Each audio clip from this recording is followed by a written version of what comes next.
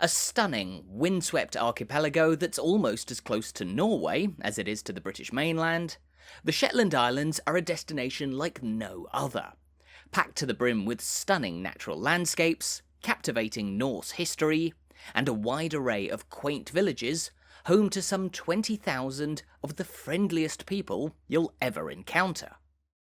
So, if you're keen to venture up to the northernmost part of the United Kingdom, then you're in the right place, because in this video we're going to take a look at 10 of the many amazing places you must visit in the Shetland Islands.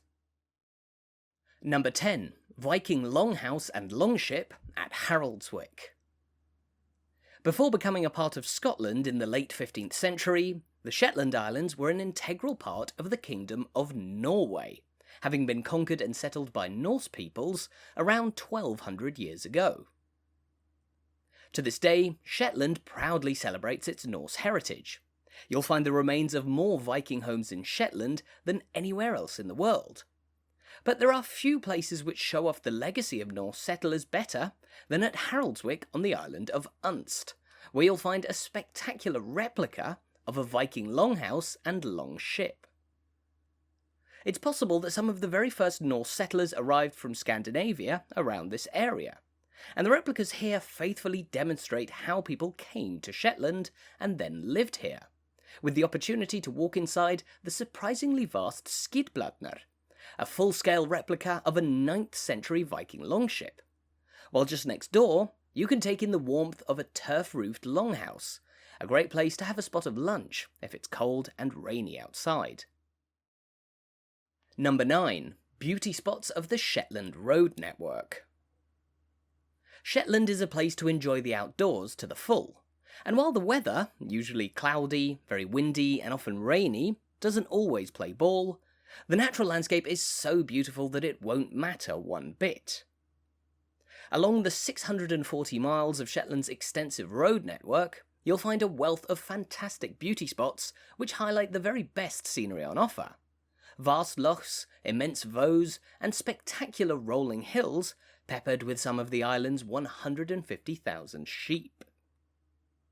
Specially designated viewpoints provide handy parking at many of the most beautiful spots in Shetland, with highlights including the view on the road between the village of Vaux and the ferry port of Toft in the north of the mainland, the scene over the Wick of Sansair towards the island of Musa further south, and of course the viewpoint beside Tingwall Loch, where Shetland's early Norse settlers held their parliament on a small spur of land at the top of the loch. Number 8. Burra. Shetland is made up of as many as 300 islands, most of which are small and uninhabited, but there are 16 which people do call home, and among the most beautiful is surely Burra, a pair of interconnected islands just to the southwest of the capital of Lerwick, which are home to around 1,000 people. Home to highlights including the spectacular Min Beach, the Shetland Pony Experience, and the lovely village of Hamnavoe. But probably the best place to visit in Burra is the delightful settlement of Bridge End, which straddles the channel between West and East Burra, as quaint scenery surrounds a small working harbour, one of the many which form a core part of Shetland's towns and villages. Number 7. Muness Castle. Famously, the Scottish mainland is packed to the brim with castles, but here in Shetland you'll find just 2, including Muness Castle, which holds the title of the most northerly castle in the entirety of the United Kingdom. It was built more than 400 years ago in 1598, and while it may not be the world's largest castle, it's filled with atmosphere and mystery. Its ruins are set among the windswept landscape of the island of Unst, and they tell the story of a petty tyrant named Lawrence Bruce, a rogue lord who had been banished from Shetland 20 years prior, but who returned and forced local Shetlanders to build him this castle. He held out here until his death some 20 years later, after which time the castle was burned and likely never repaired, its ruins now poking out of the landscape, providing one of Shetland's most riveting and atmospheric venues of all. Number 6. The Broch of Clickimin. Shetland may not be full of castles, but it's much more famous for its dense collection of brochs, ancient stone towers that date from more than 2,000 years ago, many built by Iron Age peoples. And just a short walk from the centre of Lerwick, Shetland's largest town, you'll find the Broch of Clickimin, where construction may have begun as long ago as the year 1000 BC. Impressive in its scale and condition after a number of expansions and restorations through the centuries, the Broch was likely built as a defensive structure for a powerful local king. It may even have been the place where coronations took place. Surrounded by a small loch, the Broch was for thousands of years only reachable by crossing a causeway, but today it's open for visitors to wander inside, where you can run your hands along some of the ancient stones, and take a seat in the places where people would have hunkered down all those years ago. Number 5. Sumburgh Head. The very southern tip of Shetland's mainland is known as Sumburgh Head, a spectacular landform which juts out into the rough seas between Shetland and Orkney. Atop the headland is the Sumburgh Head Lighthouse, the oldest and probably the most famous in Shetland, built around 1820 to guide ships around the dangerous rocks of the island's jagged coastline. Now, on a visit to Sumburgh Head, you can pop in and explore the lighthouse, and perhaps even hear its foghorn tooting out. But the real appeal of this spot are incredible sea views, which dazzle even on the cloudiest and rainiest days, as you gaze out to the south in the direction of the Orkney Islands, more than 50 miles away. Towering rock faces loom large over the sea, and among the crags you'll almost certainly spot a wide array of seabirds, everything from kittiwakes to razorbills, and everyone's favourite, puffins, which happily pose for photos as they perch on the very edge of the tallest cliffs. Number 4. Scalloway. Home to more than 1,000 people, Scalloway is Shetland's second largest settlement, and was once upon a time the capital. As such, it's home to a wealth of historic landmarks, including Shetland's other castle, Scalloway Castle, built over a period of 7 years from 1600 for the Earl of Orkney, another controversial ruler of the period. The castle, neighboured by the excellent Scalloway Museum, stands overlooking the village's harbour, a historic haven which historically greeted sailors and merchants from lands as far away as Norway, the Netherlands and Germany, but which was most famously used during the Second World War as the base for the Shetland bus. Norway had been occupied by Nazi Germany in 1940, but just 200 miles across the sea here, Shetland provided a base for the country's resistance movement, and the Shetland bus, a group of small boats which departed from Scalloway and made regular trips across the rough waves of the North Sea to the area around the Norwegian city of Bergen, provided secret assistance to the people living under occupation. Beyond its historic merit, Scalloway is also one of Shetland's prettiest villages, with a delightfully colourful waterfront, a number of majestic local buildings, and a pleasant array of shops and cafes, well worth popping into as you explore. Number 3. Hermaness Nature Reserve. The Shetland Islands are well known as the most northerly part of the United Kingdom, the capital of Lerwick located some 300 miles north of Edinburgh and 600 miles north of London. But what about the northernmost point of these northernmost isles in the country? Well, that you'll find at the very top of Hermaness, a huge headland at the very top of Unst, Shetland's most northerly inhabited island. It's a sparse, windswept part of the world, now dedicated as a nature reserve.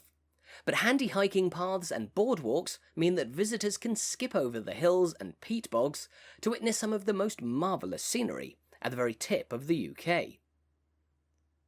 Some of the tallest sea cliffs in Shetland are found here, with huge colonies of gannets and yet more puffins to marvel at wherever you look. But if you press on towards the very north of the headland, you'll be treated with views towards the tiny islands of Muckleflugga and Outstack, the former home to a lighthouse, and the latter an uninhabited rock about a mile off the coast, which holds the title of the most northerly piece of land in the entire United Kingdom. On a similar theme, nearby you'll find Score Beach, home to the northernmost house in the country, and the very tip of the British road and cycle network. Standing here, you'll be further north than almost everybody else in the country, with a captivating sign showcasing the distance all the way back down to Dover in Kent, 1,695 miles away by road. Number 2. Lerwick. Shetland is not a place to visit if you're looking for a lively, big city destination.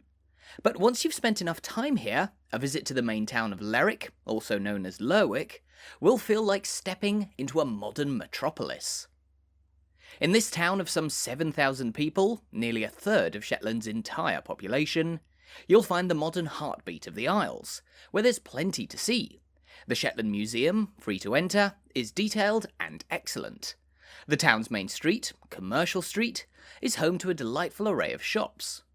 The remains of Fort Charlotte, a 17th century fort built to protect against Dutch attacks from the sea, is a riveting place to visit. And the atmospheric Lodberry, just on the edge of the town centre, provides one of Shetland's quintessential views, as waves lap against a gorgeous 18th century stone building. Central Lerwick, despite its size in a Shetland context, is small enough to explore in as little as half a day.